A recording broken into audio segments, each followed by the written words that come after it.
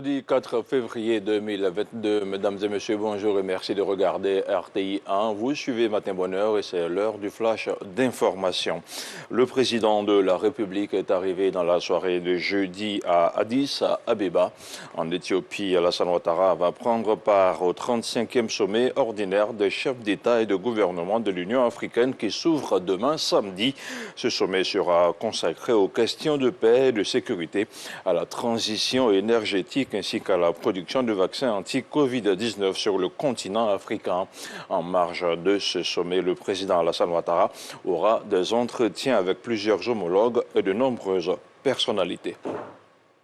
Mais avant de s'envoler pour la capitale éthiopienne, le président de la République était à Accra, au Ghana. Alassane Ouattara a pris part jeudi à un sommet extraordinaire des chefs d'État de la CEDEAO sur la situation sociopolitique au Burkina Faso, en Guinée et au Mali.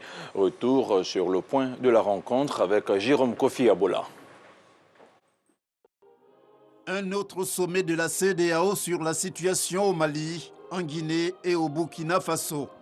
Rencontre tenue ce jeudi 3 février 2022 dans la capitale ghanéenne sous la direction du président du Ghana, Nana Akufo-Addo, par ailleurs président en exercice de la conférence des chefs d'État et de gouvernement de la communauté économique des États de l'Afrique de l'Ouest.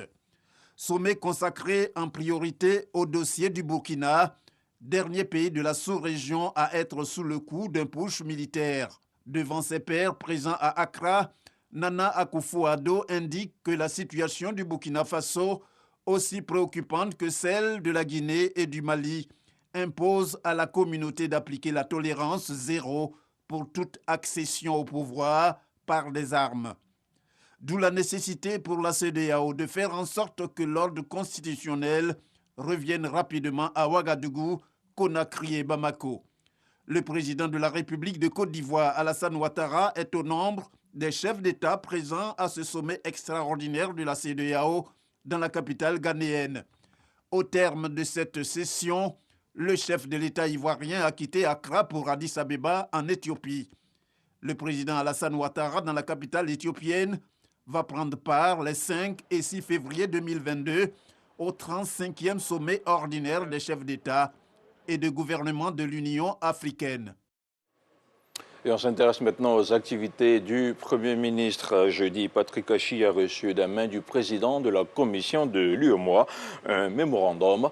Le document contient la revue annuelle des réformes politiques, mais aussi des programmes et projets communautaires de l'institution. Notre pays, la Côte d'Ivoire, enregistre pour cette 7e édition une importante marge de progression dans la mise en œuvre de politiques d'intégration sous-régionale. Le compte-rendu est signé Alexis Ouedraogo. L'UEMOA veut donner un coup d'accélérateur au processus d'intégration sous-régionale. Pour atteindre ces objectifs, la conférence des chefs d'État et de gouvernement de l'Union a instauré une revue annuelle des réformes politiques, programmes et projets communautaires en vue d'examiner les niveaux d'exécution et mesurer l'impact des réalisations portées par l'Union au sein des pays membres. L'exercice qui en est à sa 7e revue connaît des résultats satisfaisants. La Côte d'Ivoire est un pays performant avec un taux global d'exécution de plus de 82%. Ce qui rend cela encore plus important, c'est que ces résultats ont été obtenus dans des domaines clés de l'intégration, où nous parlons de marché public, nous parlons de lutte contre le blanchiment, nous parlons de surveillance multilatérale, nous parlons de cadre harmonisé des finances publiques.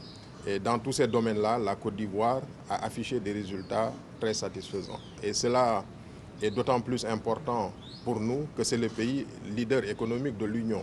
Donc si le pays leader économique de l'Union s'engage aussi fortement en matière de réformes communautaires, je pense que cela fera tache d'huile pour pousser les autres États à aller plus en avant dans le processus d'intégration. Les résultats issus des travaux conduits par les experts de l'institution et du gouvernement en novembre dernier sont appuyés de recommandations bien notées par le gouvernement ivoirien qui salue les progrès enregistrés par le pays.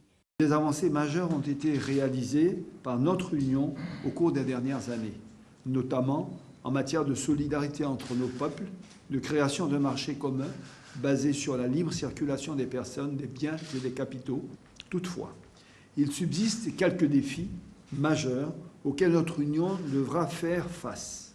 Il s'agit notamment du faible taux d'échange intracommunautaire dans l'Union, qui est d'environ 16% sur la période 2015-2019, de la persistance des entraves, en tout cas certaines d'entre elles, à la liberté de circulation et au droit d'établissement dans les différents pays membres, de l'existence de distorsions en matière de concurrence et en particulier d'entraves à l'accès au marché dans certains États, du défi sécuritaire au niveau de la sous-région et de l'employabilité des jeunes dans notre Union. Le chômage des jeunes est encore important et nos différents pays doivent proposer des solutions idoines à cette problématique qui reste intimement liée au défi de l'insécurité et du terrorisme dans notre espace. Le mémorandum des travaux a été remis au Premier ministre Patrick Achi.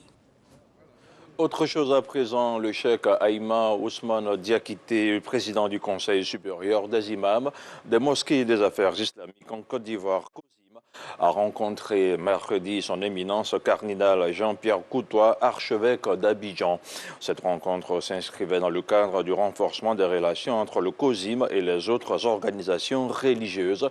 Les deux guides ont émis le vœu de la création d'un cadre de concertation permanent entre les leaders des différentes obédiences religieuses pour la consolidation du tissu social. Le guide de la communauté musulmane en a profité pour annoncer la tenue d'un colloque international en Côte d'Ivoire sur le dialogue interreligieux. On s'intéresse maintenant au sport, au football, notamment à la CAN 2021. Après 120 minutes de jeu, le Cameroun, pays hôte de la compétition, a été éliminé au stade des demi-finales par l'Égypte. Pharaons du Nil et Lions indomptables ont dû se départager au cours d'une cruelle séance de tir au but. Un exercice auquel l'Égypte a triomphé et affrontera dimanche prochain le Sénégal en finale. Arsène Kouassi. Depuis la tribune officielle, Samuel Eto'o-Fils a pu assister à l'élimination de l'équipe du Cameroun. Opposé à l'Égypte pour une place en finale, les Lions indomptables dominent outrageusement la première période sans pour autant se montrer efficaces. Bousculés, les Pharaons tentent d'apporter la riposte en seconde période, mais Mohamed Salah est mis en échec par le gardien camerounais, André Onana. Une alerte que les Camerounais prennent au sérieux, incarnée par la tentative du Lyonnais. Malgré la bonne volonté des joueurs camerounais, le score en reste là, 0-0 à l'issue du temps réglementaire. Les 30 minutes de la prolongation ne changeront pas la donne. Finalement, c'est au tir au but que le dénouement du match arrive. Plus adroit, les Pharaons l'emportent 3-1. Un succès qui permet à l'Égypte de rejoindre le Sénégal en finale. Et on termine avec cette brève à l'international aux États-Unis. Les soldats américains refusant de se faire vacciner contre le coronavirus seront renvoyés des rangs de l'armée. Selon la secrétaire à l'armée de terre Christine Wormus, ces derniers représentent un risque pour l'ensemble des forces armées et compromettent le niveau de préparation des soldats. Ce renvoi à la vie civile pourrait concerner plus de 3000 militaires. Ces derniers ne seront pas éligibles à une indemnité de départ, ajoute la secrétaire à l'armée de terre. On se retrouve à 7h pour un autre point de l'actualité au cœur de matin.